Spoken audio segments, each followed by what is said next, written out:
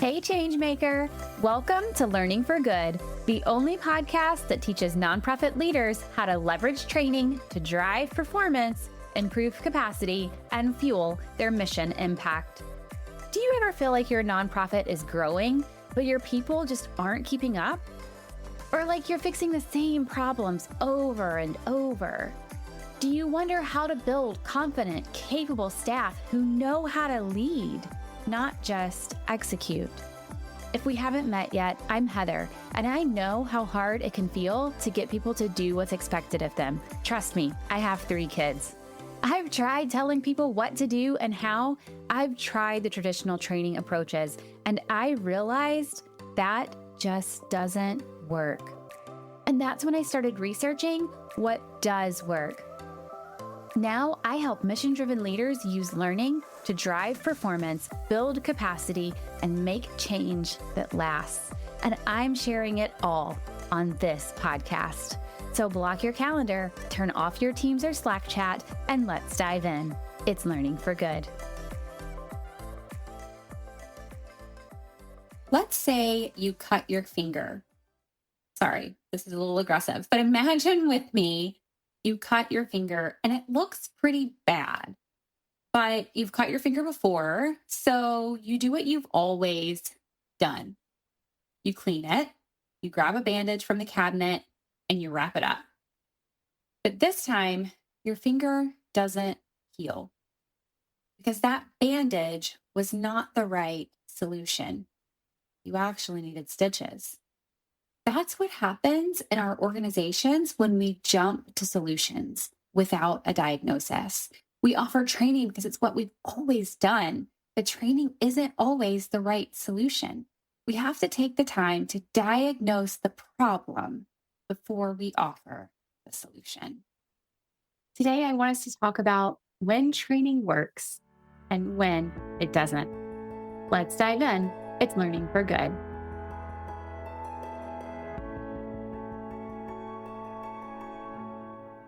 When should you use training? And when should you use a different solution? Even thinking about this episode makes me a little nervous. It's hard to talk about when to use training without all the context that exists in your organization. So I'm going to generalize a bit, but know that the first step is always to perform a needs analysis. It's how you get the diagnosis so you know what solutions to use. I'm going to talk more about how to know if it's a performance problem and if that performance problem is a training problem in my upcoming group coaching session. This is open to nonprofit L&D collective members at the Catalyst tier, and it's coming up on November 6th. And since it's a group coaching session, you'll be able to bring your own specific context and work through it during the session. I'll drop a link to apply for the collective in the show notes. You won't want to miss this conversation. For today, we will talk a little bit more generally, but it's a good introduction to get us thinking differently about the solutions we offer. So, what are some good use cases for training? I want to start with onboarding. So onboarding is a good use case for training. It's a little bit different. Your objectives, your goals are a little bit different in onboarding versus another type of training, but it is a good use case. I'm kicking off with a client soon to create an onboarding program, and I love onboarding projects. Onboarding is all about creating a great first impression for your employees and also setting them up for success. And just an FYI, Harvard Business Review did a survey in 2023 and found that over half of employees were not satisfied with their onboarding experience. Many saying that the experience actually left them confused. So onboarding is not only a good use case for training, there's also a huge opportunity here. Onboarding is your chance to share your organizational culture, to connect people with each other, and to clarify expectations that you have for employees. It should help reduce time to productivity and leave people feeling excited and ready to contribute to your mission. I'd also add that onboarding should probably go beyond just this training session, right? How are you making people really feel welcome and supported beyond a single event? So you might use a buddy system, checklists, an internet site, AI to provide them with ongoing support and resources. But training is part of that onboarding program. Now, another good use case for training is skills training. So, if there are particular actions that you need people to take, processes that you need them to use, maybe you're upskilling, maybe you're reskilling, these are all great opportunities to use training as a solution. I create a lot of skills training for my clients. I'm working with a client now to build customer service skills. So we identified the primary pain points in the customer journey, and then we're building training sessions to build skills related to those pain points. The idea that as staff skills improve, so does the customer experience. And that's something we can measure over time to make sure the training is effective. Some other examples I've worked with clients to help doulas and midwives recognize urgent warning signs and postpartum clients, to help lead teachers, mentor other teachers in the classroom and outside, to recruit partners into nonprofit programs, to create effective lesson plans for early childhood programs, to assess fundraising needs, and more. Skills training is where behavior change comes in. So I talk a lot about behavior change. It's one of the reasons I get a little bit excited to talk about skills training. When we design training to build skills, there is a change that needs to happen. We have to incorporate the behavior change principles into our design. And that might also mean you need to create on the job supports that extend beyond the training. So, again, training is a great use case for skills training, but to develop skills, but you also are going to need additional resources in most cases. Now, another use case is for leadership training or leadership development programs. So, similar to skills training, these programs are specific to leaders and people managers. And organizations often need something focused on this particular audience to really help them excel in their roles. So I do a lot of leadership training as well. I worked with a client a couple of years ago on a training program for their emerging leaders. And we identified the skills that particular group would need as they led the future of the organization.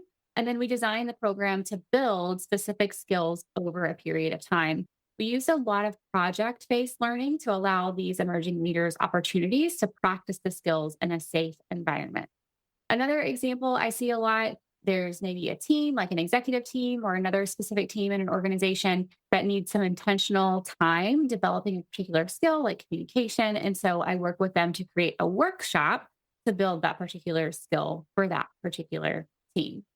Now, another use case for training is technical or systems training. I combine these two. Sometimes there's some overlap there. A lot of organizations do need technical skills and systems training. So, an example might be your development team, your fundraising team. They might need to use the customer relationship management system, the CRM. And so they might need training on that particular system.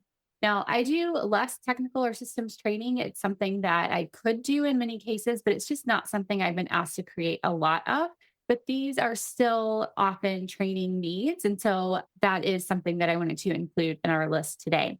Typically, with this kind of technical systems training bucket, I'd say you do need training, but you probably also need a quick guide or other reference guide for ongoing support. Because again, they're going to need something to refer back to. There's probably not a chance they're walking away with every detail of that particular system in one kind of training session. I personally also think training is a great way to continue team building and to create buy in. And I think there are probably people out there who would argue with me on that, but I do think that training can be a great way to improve the team dynamics and to create buy in for things that are happening in the organization. I will say, though, I don't think those two things are necessarily the only reason that I would create training. If the only thing you need to do is create buy in, there may be other ways to do it. But if you have a skills need or a systems training need and you need buy in, don't sleep on your ability to create buy in or build cohesive teams in training. Now, those are some use cases when training works. What about when training doesn't work? So there are times when training might not be the answer. One I would say is awareness. I know what you're thinking, but we have to do awareness training. I get it. Compliance, safety. There are times when you're going to have to do awareness training. It's a requirement in those ways. But a lot of times when people approach us with a training need, it's very focused on what a person needs to know. And if I can't peel back those layers and figure out what they need to do with that knowledge, then training might not be the best answer. And we might need to craft some emails, some messages, some other opportunities to help communicate whatever it is they're trying to communicate outside of training. Other times the training might not be the answer. I don't recommend training as a reprimand. I don't think training is a thing that you should use to discipline or in a punitive way for people. It should really be used when you feel like that person's skills can be improved and should be improved, not because of a disciplinary action, but because you believe those are the right skills and they're the right person to develop those skills. I also don't believe training should be used to resolve a conflict. There's conflict resolution training can be great, but to actually bring in training just to try to resolve a conflict, I think there are other settings for that. I'd also add, I don't think training is necessarily the right answer purely to motivate someone to do something. Can you motivate someone in training? Sure. But I don't think if motivation is your only reason to create training, that training is necessarily going to be the right solution for you. And then the last time I would say is we don't want to create training just because someone asks for it. And I get it, that happens all the time as well. When someone approaches us and asks us for a training, we really have to do that diagnosis. We need to do that needs analysis to find the diagnosis and then recommend the best solution, which may or may not be training. Now, if you're struggling to know when to use training, I want you to join us for our group coaching session in November. Again, it's open to nonprofit L&D Collective members at the Catalyst here. The nonprofit L&D Collective is open to any nonprofit employee who has training or leadership development responsibilities. And the Catalyst tier is just the paid tier of that group where you get workshops, you get group coaching, you get guest speakers, and lots of other opportunities to continue to build your skills and get to know other people across the sector as well. The group coaching session is going to be an interactive session to really help you diagnose your organization's learning needs and figure out the right solution. I'll see you next time on Learning for Good. Hey friend, was this episode helpful for you? Did you like what you heard? Do you want more content like this? Here are 3 things you can do. Hit subscribe, leave a review on Apple Podcasts or your podcast app of choice. Share this episode with a colleague. This means so much to me personally. I read every review, but it also helps me learn what content you like most so I can create more of what you want. All right, turn that Teams or Slack chat back on when you're ready, and I'll see you next time on Learning for Good.